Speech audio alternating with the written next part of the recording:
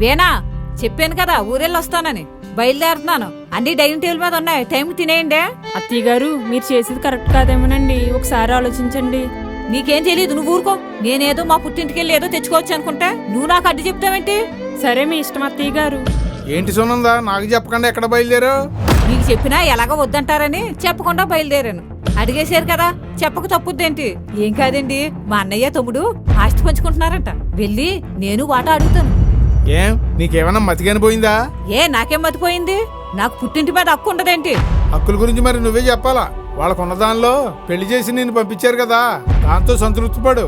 మీ అన్నయ్య తమ్ముడు కూడా ఆస్తి పంచుకుంటున్నారా? మీ అమ్మ నాన్నలకి ఏముందని?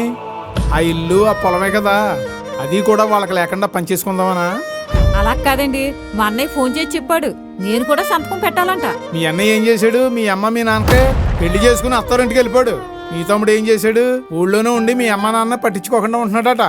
ఇంక నువ్వేం చేస్తున్నావు? పండక్కే పబ్బానికి వెళ్ళి అక్కడ ఉన్నాయన్నీ తెచ్చుకుంటున్నావు. మీ అమ్మ నాన్న ఉండగా వాళ్ళిద్దరికీ ఆస్తి పంచుకునే అధికారం లేదు, నీకు ఆశించే హక్కు లేదు. నేను ఇప్పుడే చెప్తాను మీ అమ్మ నాన్నకే ఫోన్ చేసి, ఇలాంటివేవి జరగనివ్వకూడదని. మీరు పంచుకుని వాళ్ళిద్దరినే రోడ్డు మీద పడేద్దాం అనుకుంటున్నారా ఏంటి? ప్రయాణం లేదు, ఏమీ లేదు, లోనకెళ్ళి పనులు చూసుకో. మీ అన్నయ్యకి ఫోన్ చేసి చెప్పు రావడం లేదని. ఇంత చెప్పాక నేను ఎక్కడికి వెళ్తాను? సరేనండి. నేను చెప్తే నా మాట వినలేదు. మావయ్య గారు భలే చెప్పారు. ఇప్పుడు బాగా అర్థమైంది మా అత్తయ్య గారికి.